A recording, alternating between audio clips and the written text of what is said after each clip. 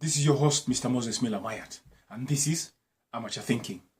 Now, before I go any further, I'd like to wish you good health, good wealth, peace, love, prosperity, purpose, and good luck in anything that you're doing. Peace, love, prosperity, health, wealth, purpose, and good luck. Now, today, what I'm going to try and do, is I'm going to try and put a case for housing, a functional home. In one of my videos, I alluded to the fact that we traveled in this historical migration from the jungle via the cave to the functional home. In all sincerity, there are no people who are living in the jungle anymore, and there are no people who are living in the cave anymore.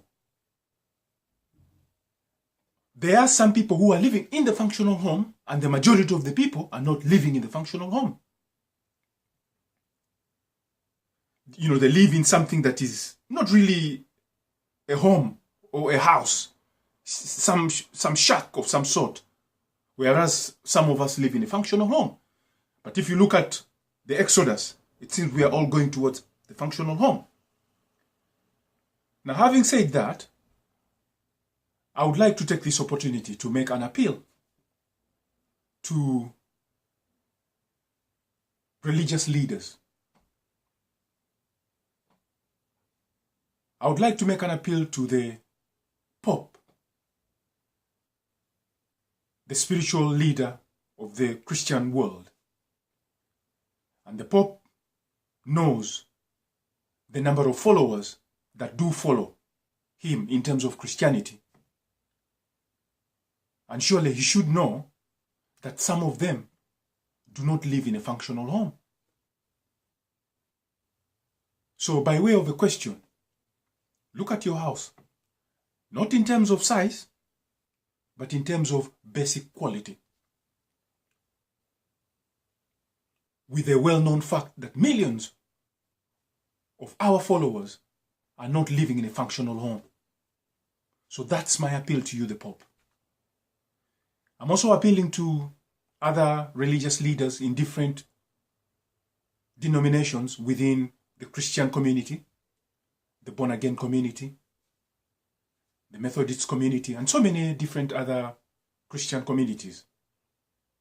I'm appealing to the leaders. Look at your house, the one you are living in. It's a functional home. Look at the house of your subordinates, the people who you lead, your sheep.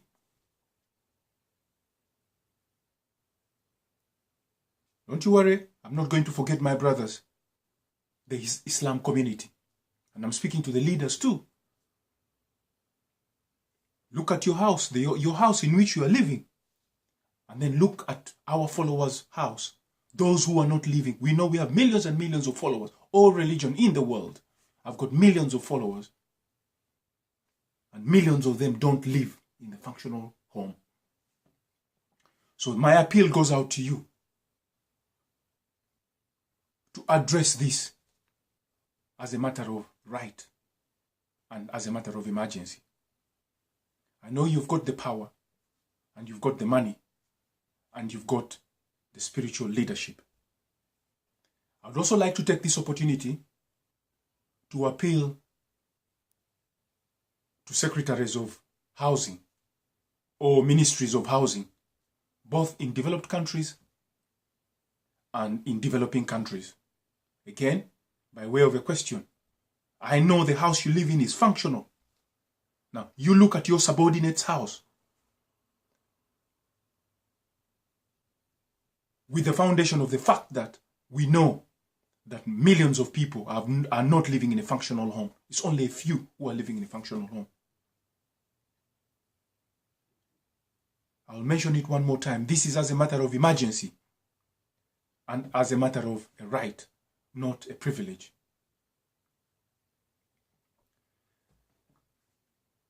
There are innumerable advantages that we get out of this. Man's quality will increase, both physical and spiritual quality will increase. Man will be more valuable. He'll have dignity, purpose. He'll be prosperous and peaceful. A home, a functional home, is man's little government. It's his little parliament. It's his castle. That's where he makes decisions. That's where he makes decisions to vote for you, to put you in power.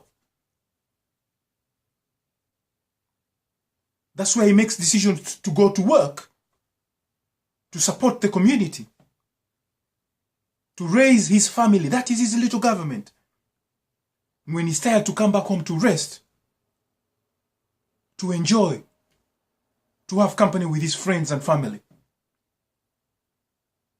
That's where he makes decisions to be a good citizen, a functional home. I am making a symbolic knock at your door. I'm making a symbolic knock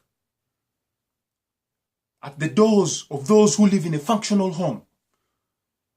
I hope by now you understand, you get the gist of what I mean by a functional home. You know the difference. A home, not this shack of a home or a pseudo home. I'm talking about a real home. Once you're in it, you know, yes, I am in a home. I'm knocking at your door, symbolically, asking you, please, do not make it difficult for those of us or for those of others who have not yet arrived to this functional home, whilst we go into this process of building up the functional home. There's no doubt,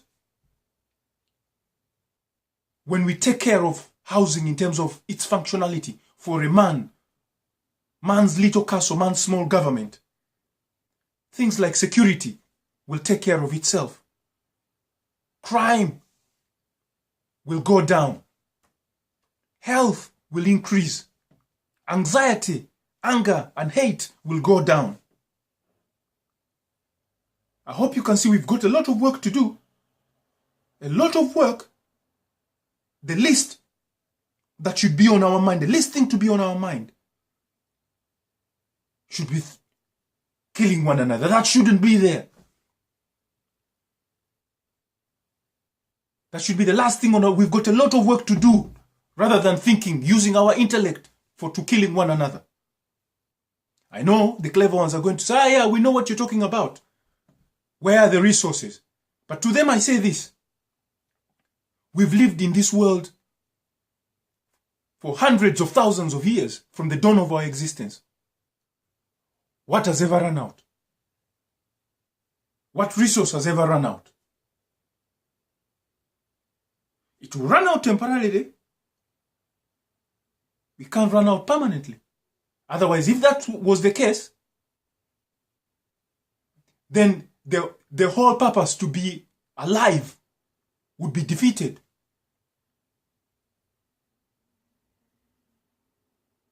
As long as the sun is there, as long as the sun shines, there's no problem.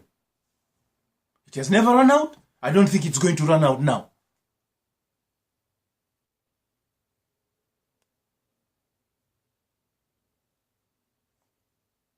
This is Amateur Thinking.